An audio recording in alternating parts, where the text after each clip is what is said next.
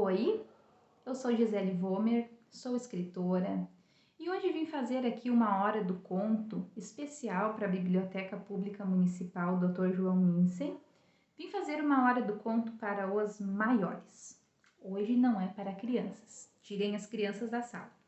O livro que eu escolhi é um livro onde eu tenho uma participação, que se chama Fumaça e Espelhos. É um livro de contos e todos os contos nesse livro deveriam narrar coisas que aconteceram com mágicos, histórias macabras, sombrias, inexplicáveis. E o meu conto se chama Sangue no Picadeiro. Espero que vocês gostem. A morte do grande mágico Héctor Rojas chocou a comunidade circense e os fãs que ele havia conquistado por várias cidades da América Latina, onde se apresentou em mais de 30 anos de carreira. Morreu de forma banal, uma morte tola e bizarra. Nas últimas apresentações ele estava estranho, como se pressentisse que algo daria errado. Alguns dias antes de morrer, Héctor Rojas olhou-se no espelho de corpo inteiro que ficava no camarim do Circo Fênix, seu novo ambiente de trabalho. Ninguém acreditou quando o mágico mexicano decidiu deixar a família do Gran Circo após tantos anos de estrada. Héctor estava ciente de que era a maior atração no circo, que tentava sobreviver após os números com animais adestrados terem sido proibidos. O pessoal do Fênix o tratou como estrela. Ofertou-lhe aquele camarim que o seduziu. Ele estava nervoso, as mãos tremiam. Aquela era sua noite de estreia no picadeiro. Havia selecionado uma moça para ser sua assistente, mas planejava usá-la apenas nos números em que não pudesse fazer sozinho. Afinal, a estrela era ele. Após ser anunciado e aplaudido pela plateia, iniciou com truques fáceis. A voz estava diferente, o sotaque castelhano havia ficado na história. Como de costume, seu paletó não tinha mangas. Aumentava a credibilidade, para que o público visse seus braços.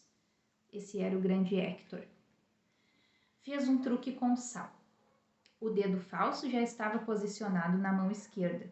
Tudo o que tinha que fazer era chamar a atenção do público para a mão direita.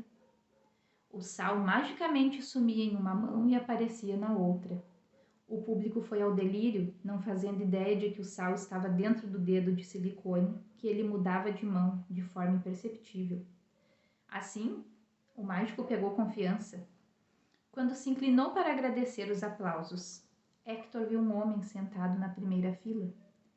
Mas era ele mesmo que observava com um semblante misterioso.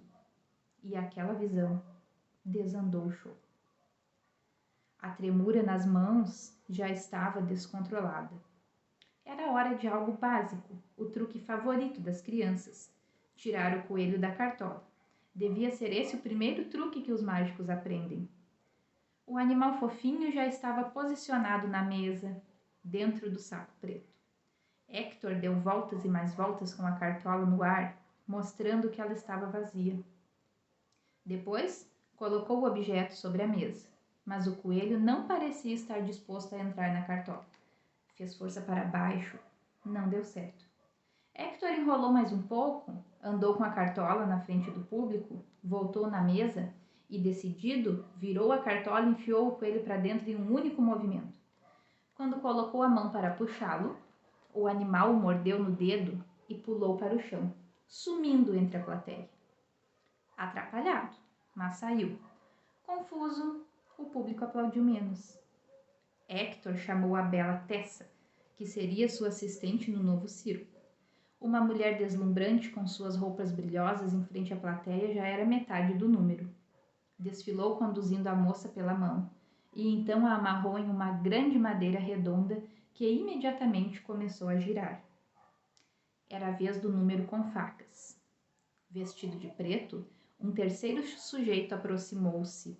Pelas sombras, propositalmente, os refletores iluminaram a plateia por alguns instantes. Cabia a ele empurrar o mecanismo que cravava as facas pelo lado contrário, por trás da assistente. Os objetos já apareciam em locais determinados. Ao mágico ficava a tarefa de fingir que jogava as facas, e escondê-las no bolso. O público foi ao delírio. Uma música animada tocava enquanto Hector fingia jogar as facas uma a uma. Não mais que de repente, ele se viu mais uma vez parado ao lado da roda que girava a Tessa, e então desconcentrou-se. A faca, ao invés de ir para o bolso, escapou de sua mão e foi parar no bíceps esquerdo da moça, que o roedor no mesmo instante em que outra faca misteriosamente surgiu em outro lugar da tábua. Truque revelado, assistente ferida. O apresentador, que também era dono do circo, mandou que as luzes se apagassem e encerrou o espetáculo do mágico naquela noite. Tessa recusou-se a voltar a ser sua assistente. Medicada, estava grata pela faca não ter lhe causado um dano mais grave. Não sei o que aconteceu com você, Hector, mas nunca antes ouvi falar que tivesse errado um truque.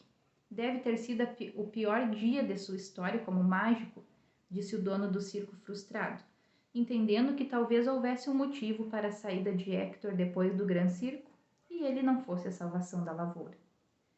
Apenas mas uma chance, o mágico disse, tentando forçar um sotaque. E no dia seguinte, estava ele no picadeiro com as espadas, as maiores, medindo 61 centímetros. Ao contrário do que as pessoas pensam, nesse número não há truque, apenas habilidade. Hector levantou o pescoço e inclinou para trás.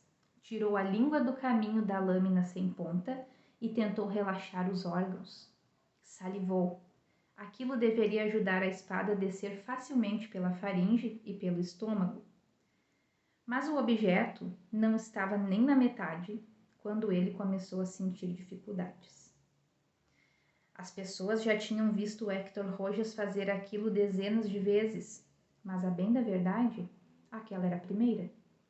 Ele sabia como funcionava, não ia pagar o mico de deixar mais um truque dar errado.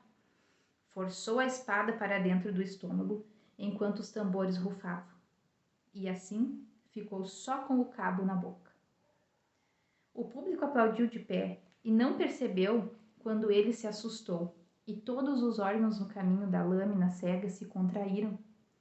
Sentiu a ardência onde a ponta da lâmina atingiu o estômago e foi puxando seus longos mais de 60 centímetros, acompanhando a ardência em cada órgão e sentindo o gosto do fel e do metal.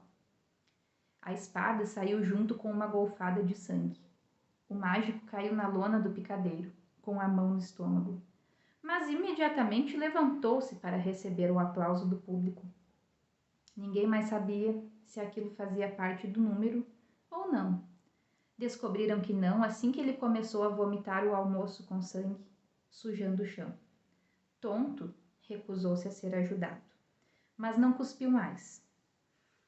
E de repente, veio uma golfada de sangue quente e grosso que maculou todo o picadeiro. Não demorou a cair e não pôde mais levantar sozinho. A família circense tentou socorrê-lo, mas Rojas chegou morto ao hospital. A morte do mágico tomou conta do noticiário. Como foi se enganar um homem tão experiente? O grande mágico Hector Rojas morreu. Mas não naquele dia, não naquele circo, não daquele jeito. O mundo lamentava a perda de um grande artista, mas as pessoas nunca descobriram que Hector Rojas jamais deixou o Gran Circo. Seu corpo encontrava-se entre os detritos da latrina do local onde o circo ficou instalado até sua última apresentação. Foi inveja que fez Jorge Gonzalez, seu assistente, matar o mágico e tomar seu lugar. Era seu auxiliar imediato havia mais de 10 anos. Conhecia seus trejeitos, seus truques, ganharia tão sonhada fama no lugar do mágico, passando-se por ele em um circo diferente.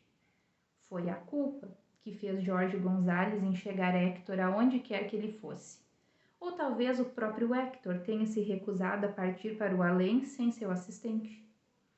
Entre todos os truques do mundo, o mais difícil não era tirar o coelho da cartola, e sim o lobo em pele de cordeiro.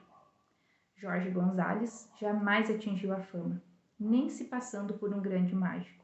E, além de assassiná-lo, maculou sua linda história, associando sua morte a um incidente bizarro de sangue no picadeiro. Espero que vocês tenham gostado. Esse conto faz parte do livro Fumaça e Espelhos, editado pela Dark Books, com a participação de vários escritores brasileiros, no qual tenho muita honra de fazer parte. Gosto muito desse conto. Agradeço o convite da biblioteca e escolhi um conto que eu achava que podia contar para os jovens, para os adultos, e poderei repetir a dose, né? Então vou deixar aqui nos comentários o link, se alguém se interessar pelo livro, pode adquiri-lo na loja da editora. Eu espero que vocês não se assustem muito e até o próximo!